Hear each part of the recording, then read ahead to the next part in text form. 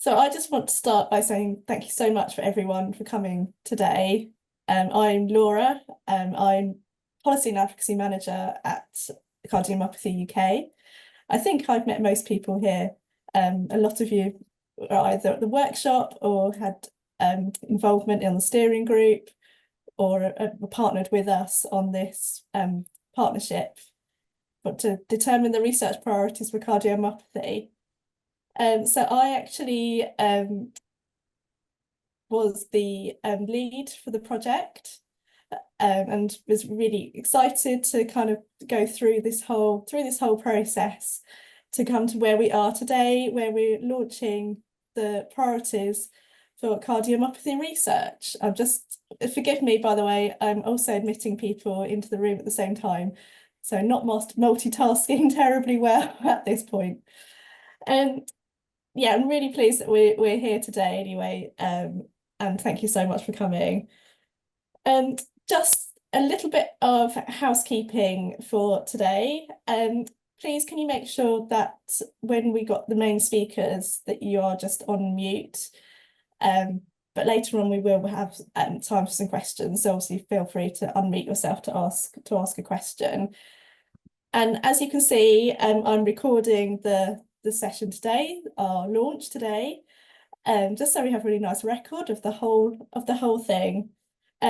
So some people may feel a bit uncomfortable being on camera. I completely understand that. So if you do want to turn your camera off at any point, that's absolutely fine. So today we have 3 speakers, and then we'll also have some time for other people who've been involved in the project to talk about their experiences as well. And then we'd also have a little bit of time at the end just for some questions and answers. So do feel free to have your thinking cap on if you know, and ask away anything that comes on board. We will be doing questions after all the speakers though, but if you do think of something and you don't want to forget it, please also use the chat and we can come to the questions at the end after all the speakers. Right, well, I'm really pleased now to start our event. So we have our 3 excellent speakers today. We have Professor Perry Elliott, who is president of Cardiomyopathy UK, and he's going to be talking about the current landscape of cardiomyopathy research. We'll then hear from Stefaniya Andreeva, who has lived experience of cardiomyopathy. And Stefaniya came to our workshop and spoke really passionately about one of the particular priorities. So she's here today to talk about that experience and why this exercise has been really important to our community. And finally, we will come to Katharine McIntosh, who is Head of Research and Policy at Cardiomyopathy UK, who is going to be taking us on to the next steps, what we're going to be doing with this project, and where we are heading as an organisation. So I think we've got lots going on today, and I'm really keen to get started. So, Perry, I will hand over to you first. That's great. Thank you very much. And it's a great pleasure to be here for the launch of that. I think what's a very important project because it helps set the scene for what is turning out to be a very exciting time, I think, in cardiomyopathy research. What I've been asked to do is to give a 10-minute overview of this. I can do no more than just sort of give a few headlines, but I've tried to make these align with some of the key messages that have come out from this piece of work. So these are my declarations of interest, and I always start with a historical slide. You know, we've been talking about cardiomyopathy for a very long time. The term was invented by this guy, Wallace Brigden, who was a cardiologist working in London in the 1950s. And he wanted to create a term that described a group of diseases that were not explained by common conditions such as hypertension or coronary disease, but that were clearly being overlooked or misunderstood in clinical practice. Soon after he developed this term, we started to classify these conditions essentially by what we see when we take pictures of the heart. So if we see a thick heart, hypertrophic cardiomyopathy, if we see an enlarged ventricle with poor function, dilated cardiomyopathy, and so on. And this way of approaching the diagnosis really persists to the modern era. And here I've taken a slide from the most recent European Society of Cardiology guidelines on cardiomyopathies, where we essentially use the same broad categories: hypertrophic, dilated, arrhythmogenic right ventricular cardiomyopathy, with the exception that we've invented a new subtype, which is based very much on what we see when we perform cardiac magnetic resonance imaging of the heart, where we can see scar. In terms of the questions that we've been asking and we continue to ask, perhaps a rather curious place to start is how common are these conditions? Because this is actually still a little contentious. And again, going back to Wallace Brigden in 1958, he recognized the contentious nature of this even then, where he said the true incidence of these diseases is unknown, but probably higher than is generally supposed. And I think that statement probably still applies. One of his explanations is the second sentence there, where he essentially felt that specialists were reluctant to use the diagnosis. And I think that's much less the case now, but I think there is still, nevertheless, a little bit of reluctance to label someone with a cardiomyopathy. The kind of numbers that are familiar to many of the people on this call are well known. So, for example, we often say that hypertrophic cardiomyopathy affects 1 in 500 of the population. But this is based on very variable data, looking at different cohorts of people using very different methodologies. In the modern era, we're starting to use larger data sets. So these are data that are taken from the UK hospital records, the electronic record system. And the estimates we get from using that are much lower than the previously published estimates. So overall, maybe 3 to 4 per 10,000 of the population. Remembering, of course, that these are hospital records. So these are the people who are presenting with symptoms and so on. These are not necessarily that much bigger part of the iceberg, as it were, beneath the water, of people who don't have symptoms, but are currently not diagnosed. Just as we pass by this slide, what you're seeing here is an increase in the frequency of DCM, HCM over a 10-year period. I don't believe the diseases have become more frequent. I think this reflects better diagnostics and this reduction in the reluctance by specialists to use the term cardiomyopathy. Other ways of looking at the prevalence in the population and going to sort of some large biobanks that have been created. In the UK, we have one called the UK Biobank based in Oxford.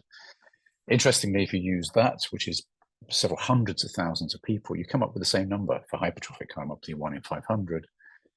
But there is a difference between men and women. And I think what this is showing us is that maybe we need to be looking at the diagnostic criteria that we're using and maybe using sex-specific criteria, because it may be that we're underdiagnosing the disease in some women.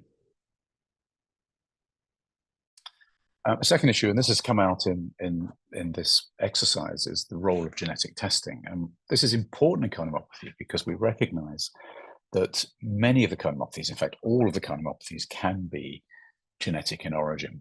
And there are many, many different genes depending on the subtype of cardiomyopathy.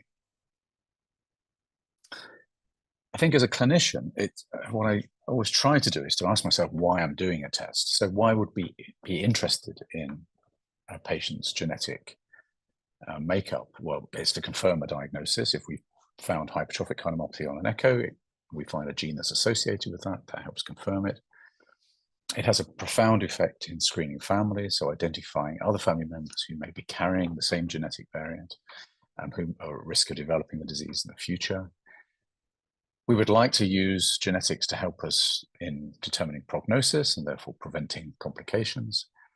And we would also like to use it for preventing maybe many of the other complications by understanding the natural history of individual genetic mutations. We've learnt a lot since the first gene was identified for cardiomyopathy in the late 1980s. This is an example of how useful it can be in family screening. So this is looking at people with hypertrophic cardiomyopathy. You screen their relatives, you find people who carry the variant, but their echoes and ECGs are normal. And we can now sort of predict reasonably well the proportion of people who are going to go on to develop disease, with disease development being higher in men than women, more in people who've got an abnormal ECG. But this, if you like, forms the basis of our screening clinics, long-term screening clinics, for better or for worse. we talk about genes and we talk about genetic variants in those genes, but in some genes you can have thousands of different variants, and these are going to have a different effect on the gene. This is a schematic of one of the proteins that's affected in both DCM and HCM called beta-myosin heavy chain. And we're starting to realize that mutations in particular locations of the gene have different effects. So already we're starting to see different prognosis associated with individual mutations. And I think this remains one of those very active areas of research, although it's difficult to do because you need large numbers, thousands of people who've had genetic testing in order to be able to tease out these differences between individual mutations. As a cardiologist, pretty much everything I do rests on cardiac imaging. And over the past 10, 20 years, 30 years, we've had gradual evolution of ways in which we can look at the heart. We still rely on ultrasound, as you see here. This is an echocardiogram of the heart showing the left ventricle here, this very thick muscle, which is highly characteristic of hypertrophic cardiomyopathy. And ultrasound is still the first line test that we use. The technology has evolved, so we do have other ways, more sophisticated ways of looking at how the muscle contracts, and that can sometimes give us a clue as to the underlying diagnosis. But the major advance, I would say, over the past 20 years has been the development of magnetic resonance imaging, which gives us much more detailed pictures of the heart, but also allows us to look at the substance of the muscle itself. So we can look at scarring, we can look at infiltration by substances such as amyloid, abnormal proteins inside the heart. And we can also use the signals that MRI generates from the muscle also to infer changes in the muscle scar, and in this instance, being able to diagnose almost with the image a rare cardiomyopathy called Fabry's disease. We're also looking back and bringing to the clinic old technologies. So this is a nuclear test. You inject a tracer which goes to, in this case, to bone. It's a bone tracer. And this has been fundamental in changing our approach to the diagnosis of this condition, cardiac amyloidosis, which can mimic hypertrophic cardiomyopathy, where for reasons we still don't fully understand, is you get uptake in the heart. And if you see that, and you've done a number of other important blood tests, you can pretty much make the diagnosis of amyloidosis from the scan. And of course, we're always looking for ever simpler tests. So wouldn't it be great to diagnose in a screening test taken from the blood, for example? And there are a variety of proteins that are being identified in the blood. You may have seen recent data in Parkinson's disease, for example.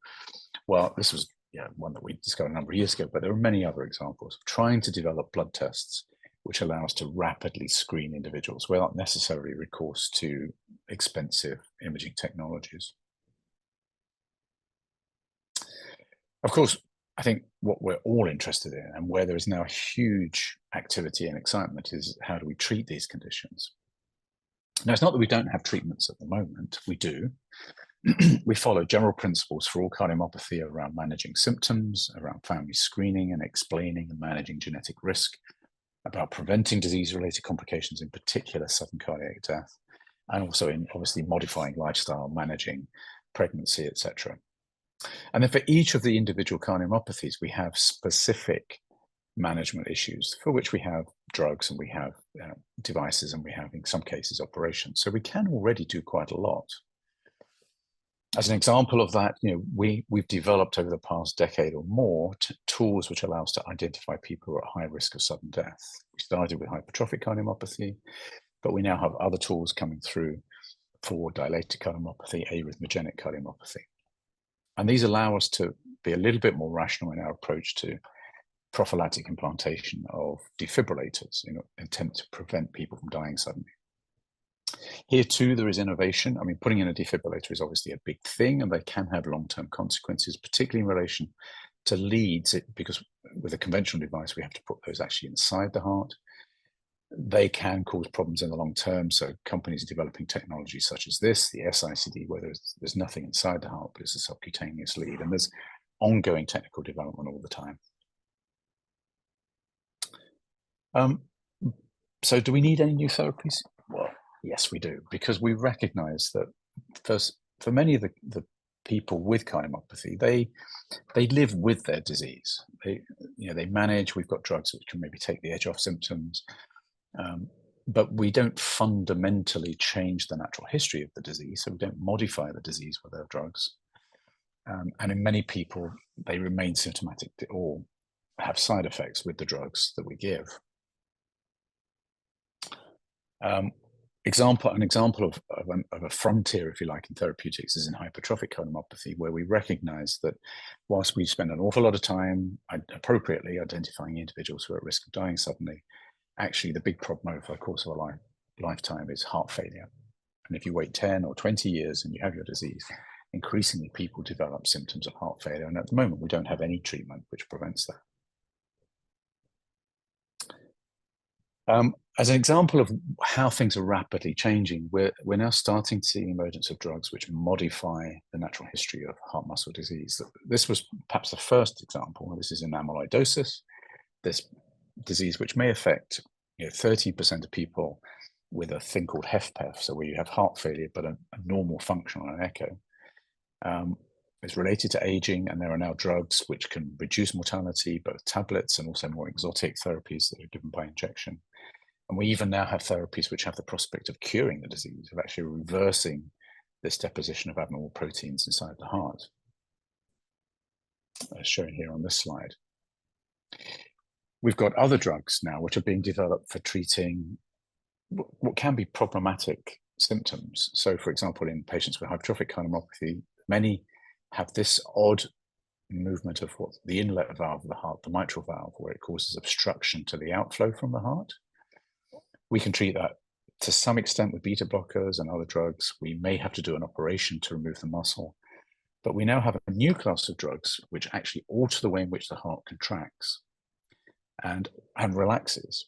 These are called myosin inhibitors. And these drugs have been trialed initially in people with outflow tract obstruction, and they improve symptoms, they reduce stress markers in the blood, they improve quality of life. And these are now being used in people with non-obstructive disease.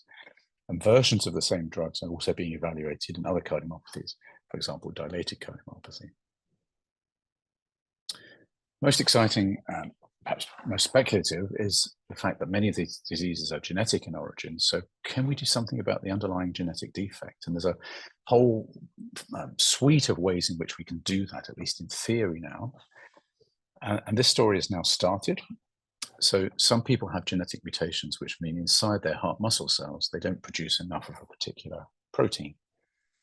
The idea here is if we can get another copy of that gene, a normal copy of the gene, into those cells to produce that protein, we may be able to correct the underlying defect. And this is now being attempted in cardiomyopathy, hypertrophic cardiomyopathy next year in ARVC, by using inert viruses to deliver the gene to the cell and as they try to correct the underlying gene defect. This is very difficult to do. It's got all sorts of issues surrounding it, but there's now billions of dollars being invested in trying to deal with the underlying driver to disease in cardiomyopathy.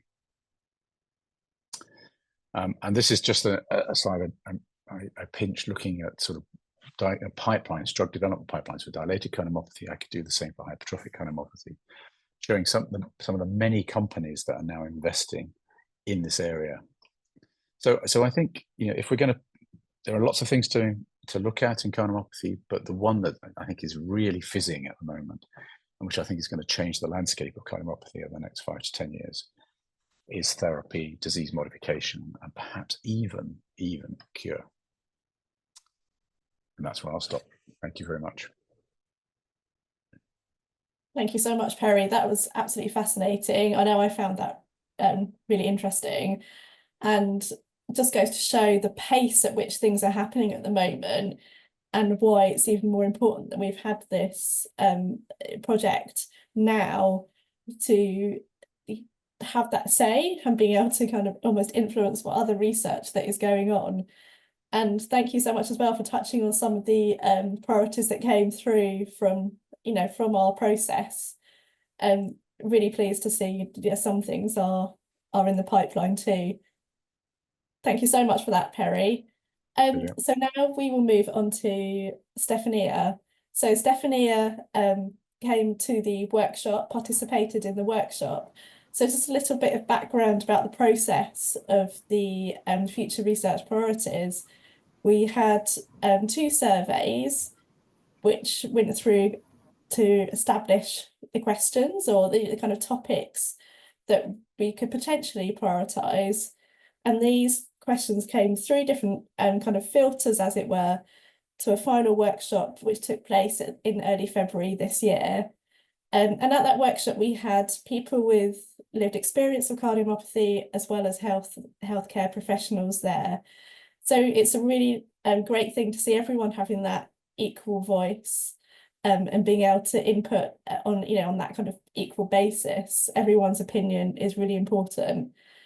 And Stefaniya came with her own experiences of cardiomyopathy and spoke really strongly about one particular topic that came up. So I was really keen for her to come along today and talk about her experiences of taking part in this project, and to, really demonstrate, how her voice was as heard and taken on board through this. So Stefaniya, over to you. Thank you. Hello, everyone. Thank you for the opportunity to speak. Okay, so, there are people struggling with their mental health all over the world, and to add to this, diagnosis of something that is long-term physical condition. And often it's coming from nowhere. You don't have family history, or it's not very clear. You don't have previous symptoms, so they might be mistaken for something else. So my surprise when I received the 26 priorities I have the workshop was great when I saw that there was only one priority regarding the matters. In my mind, I already had idea what's going to be my priorities, because I've had a heart transplant, so I don't have cardiomyopathy anymore. But because I have the lamin gene, which I might have passed on to my daughter, I was still really interested into the priorities, and especially into the genetic priorities, which is, as Dr. Elliott said, it's very exciting times. That was my mindset when I went to the workshop. And then when I went to the workshop, I started getting more passionate about the psychological impact, the only priority to do it with this in the 26 priorities. I really got passionate about it because I felt like not enough people were interested in this. Some people even had it in their bottom 3. So that got me thinking, I was thinking it needs to be in the top 10. But when I felt this in the morning workshop, I was like, no, this really needs to be somewhere up, because it's really important, because it got me thinking of my experience of remembering, the 2 weeks I spent in hospital at the time of my diagnosis. I remembered, like a few months after, walking down the street and just crying because I'm tired, because I'm slow, and I've always been a fast walker, fit and healthy. And all of a sudden, I have this diagnosis of a lifelong condition. And some people might say, you just have to be strong, you have to be tough, you're just too emotional. But I believe that I am tough because I've been through a lot in my life, even before my diagnosis.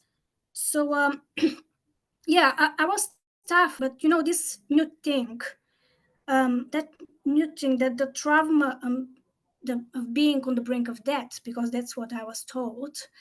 The grief for your old me, for the person you were, and now you're a completely different person. All of this gets to you, and I think it's very, very big part of the journey. And we're all allowed to feel all these emotions and to get the support, and the right support for your condition, for your mental health.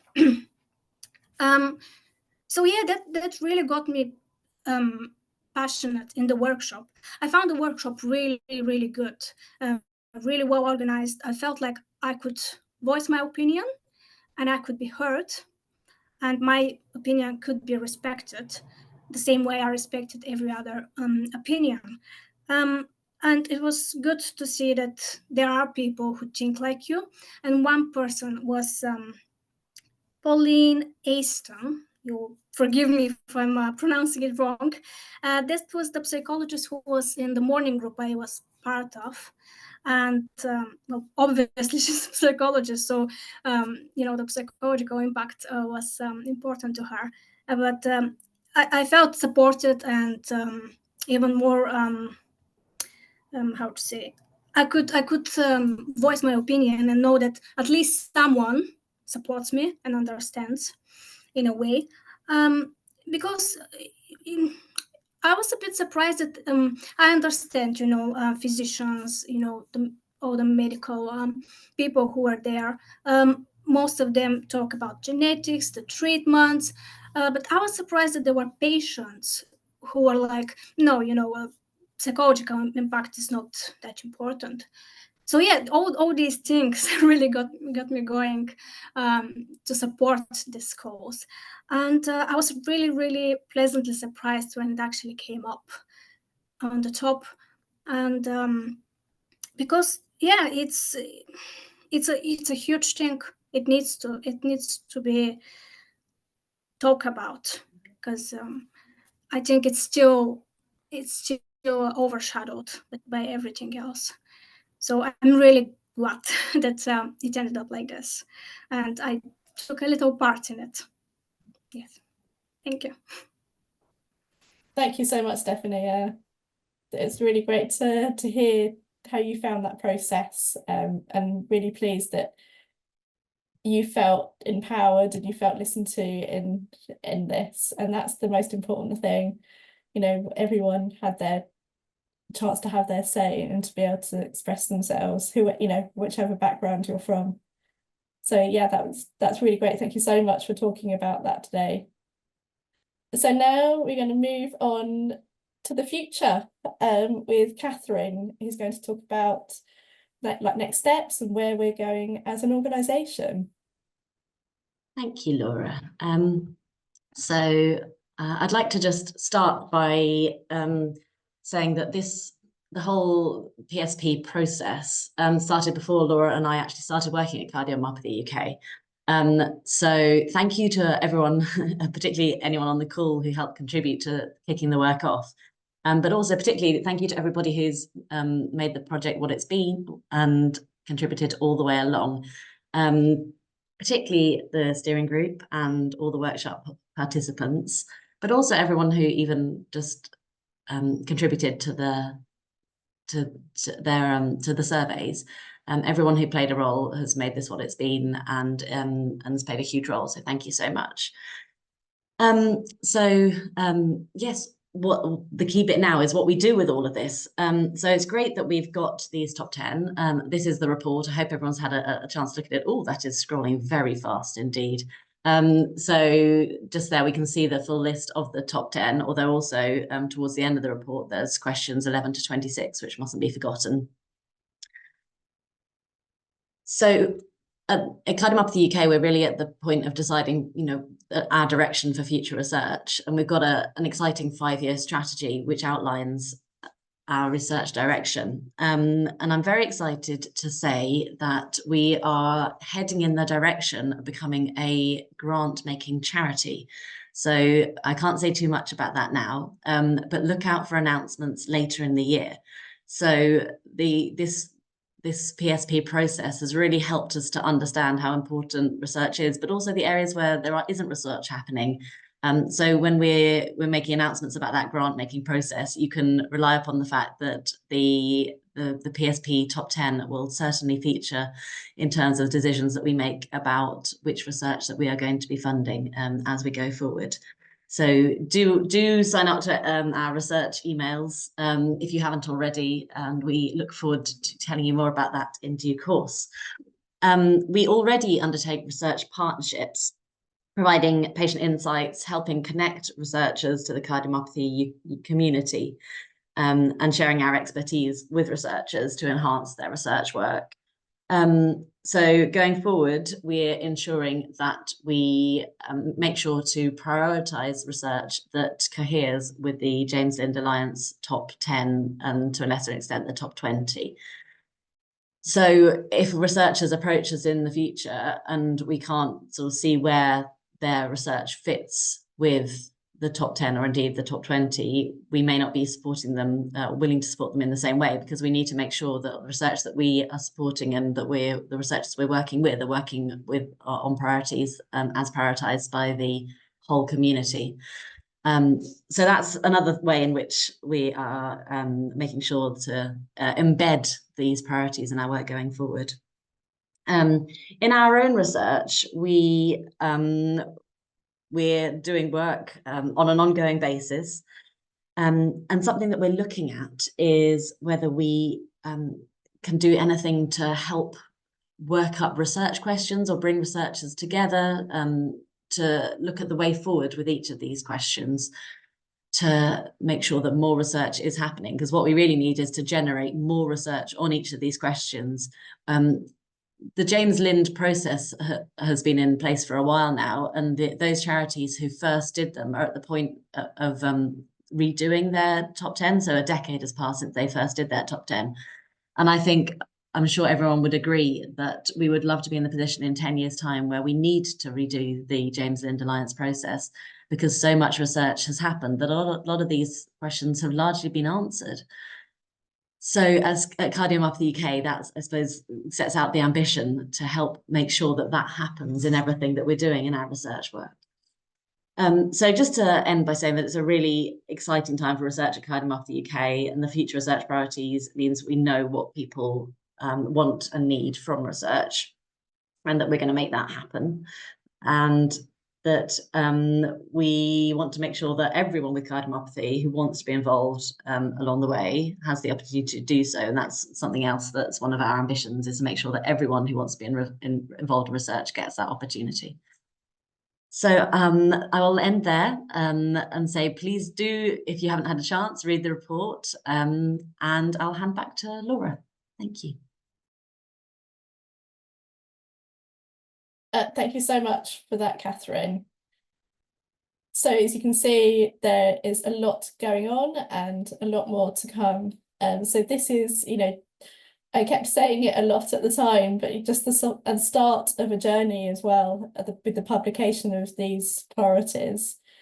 So we can't wait to get things moving and see where we end up, what we find out.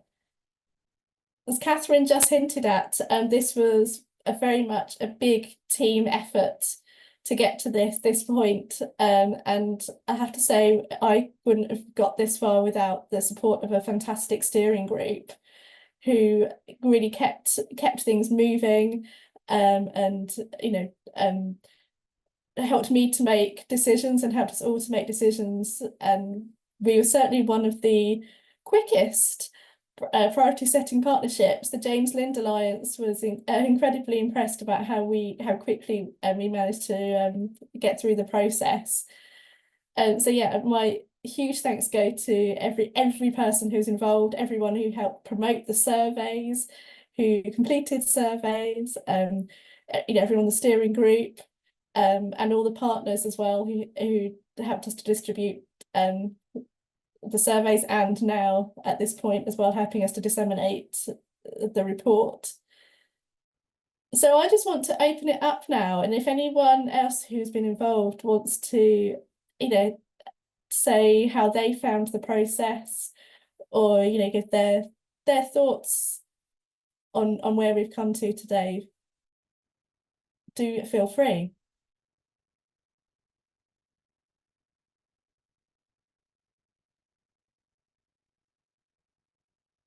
Then the awkward silence.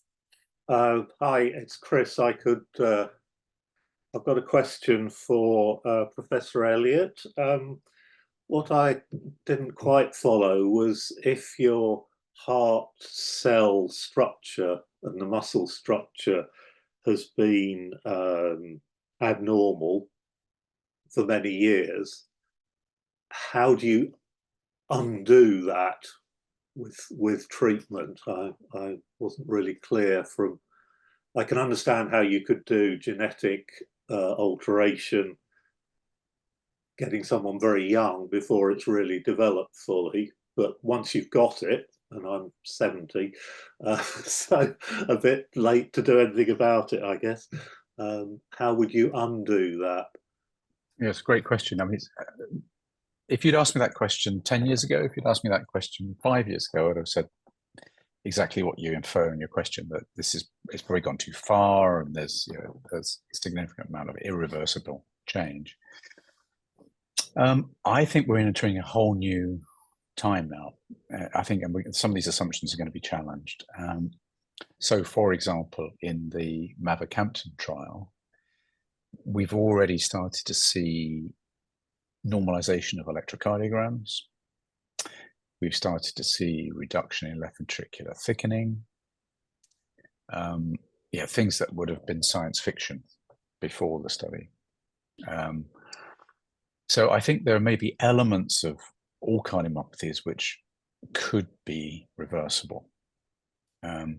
Some of the, if you've lost heart muscle cells, you can't, at least we don't think, you can grow those again. If you've got lots of really dense scar, it seems inconceivable that you could get rid of that.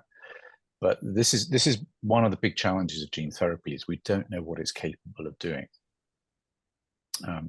If it's going to take off, it's got to do something quite dramatic, because gene therapy, the example I was describing to you, could be $1 million a pop. Yep. It's a once-off treatment, and if we do that to change a blood marker by 5%, well, no healthcare system can afford that. But if it makes the cardiomyopathy go away, take the opposite example, opposite extreme, well, that may be worth $1 million a pop. So we just don't know yet. But I think the whole paradigm around irreversible changes is itself going to change. That's some good news anyway. Yeah. Thank you, Chris. Thank you. Great question. And Marcia, you have your hand up. Yes, thank you. Good afternoon to everyone. I just wanted to reiterate how wonderful I thought the workshop was, being part of the steering group and going through all those phases that we did. It was a wonderful experience. I've not done anything or been involved in anything like that before. And I was just so impressed with how it was organized, both from the moderation and just the venue as well, how it was set up, breakout rooms. And it was lovely to see that there was such a mix of patients that really made it a valid experience. And it was so clear going through the course of the day that there were certain themes that were important to everyone in different ways, was getting closer and closer to being part of that priority, from diagnosis, looking at cure, maybe prevention or treatments and things like that. So I'm also very grateful to Stefaniya, because I was privileged to be in the room a couple of times when she was speaking, and how even though there were so many different voices, I was impressed by all the points and how sensitively they were discussed. And I've had a new level of respect, I think, and appreciation of how everyone observed that in the rooms, and knowing that something that we don't like to talk about affects us so much when we're diagnosed, and maybe for a while that shock that you get when you're diagnosed, if it's not in your family or genetic links. And it's so great that that has been put as our biggest priority. So yeah, I found the whole experience really heartwarming, and it's wonderful to see that it hasn't stopped there, and there's much more that you'll be doing as a charity. And I am so grateful for the day that I actually came across Cardiomyopathy UK. If it wasn't for my cardiologist, I wouldn't have known. But yeah, thanks very much, and continue to do the great work you're doing. Do anything I can to help going forward. Thank you. Thank you so much for that, Marcia. Thank you. Is that Kevin? Is that Kevin? Yes, it is, yeah. Yes, yeah, go for it, Kevin. Yes, thanks, Laura. Yeah, like Marcia, I was really impressed with the way that the day was run and was facilitated, and everything else. And I think although not many of my initial top priorities featured certainly not in the top 10 of the final list. I certainly can't say that it wasn't done with thoroughness and a great deal of democracy. But moving on from that, probably a question for Katharine. If I just focus on priority number 1, which was about the emotional and psychological impacts, which was our number 1 priority, and I see as being led with most of the coverage and news that we've sent out about these priorities.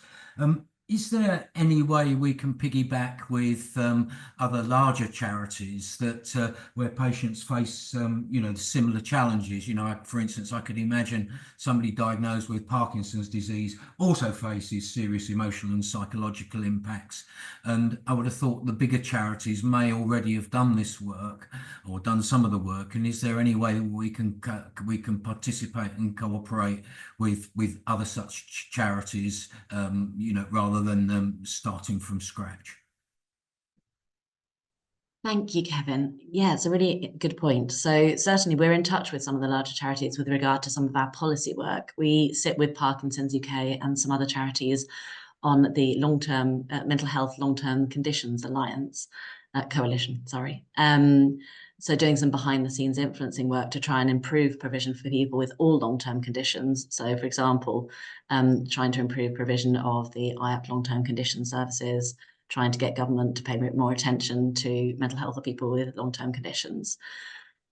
So we are working with them on, I think there's a letter going out soon to the new Secretary of State for mental health, flagging the needs of people. But with regard to research work, it's a really interesting point. I think it's something that we certainly need to look at when we're looking at how we take forward all of these top 10, is, to what extent there are bits of work in other areas that researchers might want to emulate with regard to people with cardiomyopathy, or indeed, cardiology. To what extent do we think that emotional and psychological impacts of living with cardiomyopathy are discrete and different from anything else, or actually, how much is there in common with other inherited conditions?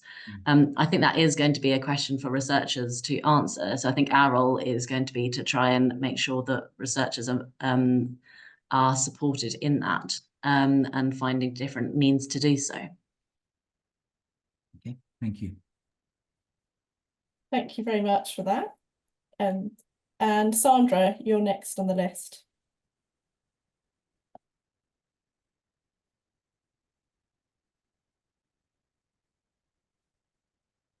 Hi, can you hear me okay? Yeah. Yes, we can hear you. Yeah, You're back okay. as well. Brilliant. Yeah, okay. Yeah, I agree with Marcia that I was involved in the steering group and the workshop, and it was a really valuable experience, and it made me appreciate that while as patients we come under one umbrella of cardiomyopathy, people vary so much in the severity of the condition and how it affects them and their daily lives, and yeah, the psychological impact as well. But yes, it was a really valuable experience. I suppose my question at the moment is, we've identified these priorities, but I don't have a feel for the availability of funding. I mean, we're living in a day and age when we're constantly hearing there's not enough money. And I just wondered whether perhaps any of the researchers can answer this sort of questions as to how they feel about funding. Katharine, do you want to take that one? Actually, I was wondering if any of the researchers on the call might want to come in too. Did you want to come in on that? Hi. Yeah, actually, it's a good time for nurses, midwives, and allied professionals to do research in topics such as this, because the NIHR actually has allocated 30 million pounds of funding for fellowships for nurses and allied professionals, and some of the topics within the top 10 are really something that nurses and midwives and allied professionals, exercise professionals, would really like to tackle. It would be of interest. So I guess part of the campaign is probably to have the questions and then have the accompanying possible funding streams. available to them. I'm sure Perry can answer the other bits around like basic science and or other sort of on the treatments and how big the funding pot is for that. But certainly it's a good time to start research if you're a nurse, midwife, or allied professional. And yeah, and just to cut, I think it was it. You've got on mute, Tuti, you went on to mute. Sorry, was that Andy who asked a question around the charities and kind of working together? That was me. Oh, there you are. Hi. Yeah, we did develop a tool going across all the PSPs to say, let's say you wanted to look at mental health or psychological support. It's a tool that's available to all researchers.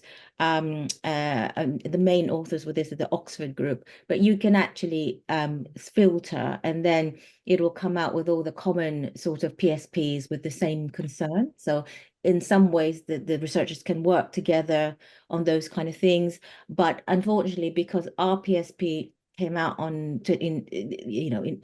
before after that work was done, it's not actually included in that database. But certainly the heart failure one and the cardiac surgery one is included. So in terms of the heart bits, that they would be included in that. So worth again highlighting to researchers alongside these priorities to see if there are, collaborations, or you can hit two birds with one stone in a way. Excellent. Yeah, really great and pertinent question, Sandra. Thank you so much for that. And thank you for Tuti. Perry, did you have anything to add to that? Yeah, it's a complex one. I mean, I think there is, to some extent, there's less money around for funding. So, yeah, MRC, for example, doesn't have quite so much as it used to. That said, compared to many other countries, in fact, probably most other countries, we still have an incredibly rich funding landscape in the UK, particularly for cancer and for cardiovascular, compared to many other countries. I think that the challenges that we face is that I think there's going to be closer scrutiny on the return for investment. So, what difference does all this money make? We have a problem with a research workforce. So the people applying to be clinical researchers has collapsed, and that's a worldwide phenomenon. And before the election, there was research councils met with the government to try and work out a plan to deal with this. And this is certainly very high up on the BHF's current strategic review. How do we attract people and keep them in research? And yeah, I could go on moaning, but there's also the infrastructure that support the NHS infrastructure support research is not fit for purpose. We used to be one of the best countries in the world to do clinical trials. Now we're not, because we're just so burdened by regulation and duplication, and so I think it's a mixed picture. Fortunately, there is still money in the bank, but I think even as a small charity, you've got to be really careful that you define what you want to see as a return on the investment, and do everything you can to make sure that happens. Just thank you, Perry. Just to come back in on the question, Sandra, to say that although I don't think that anyone's done the research to show exactly how much money is being spent on cardiomyopathy research, the charity sector has a really important role in medical research. And we're members of the AMRC, the Association for Medical Research Charities, and there's an infographic there on how much money is being spent on research by charities in this country. So it's an awful lot of money. They provide quite a substantial tranche of the funding for medical research. But also to say that the AMRC continues to lobby government on conditions for research in this country and the need for improved conditions and improved funding of research. And obviously with a new government now, there may be a change in gear, or I would expect to see some changes on all sorts of policy areas, but potentially including life sciences. So that might be a watch this space scenario. Thank you. Thank you. Yes, like I say, a really interesting question, and again, one that we've seen lots of change potentially at the moment. And Tutu, you did have your hand up at one point to ask a question, but if you said everything you want to say, or... Okay. Yeah, but I guess from the whole process, it was just it's a great leveler, I think, the PSP workshop, and it really, everybody was heard. So well done to the team that conducted it. Yes, and we haven't got anyone from James Lind Alliance on the call today, but the facilitators from there were absolutely fantastic at keeping everything to time and allowing everyone to have their say. So, are there any other comments or feedback or questions?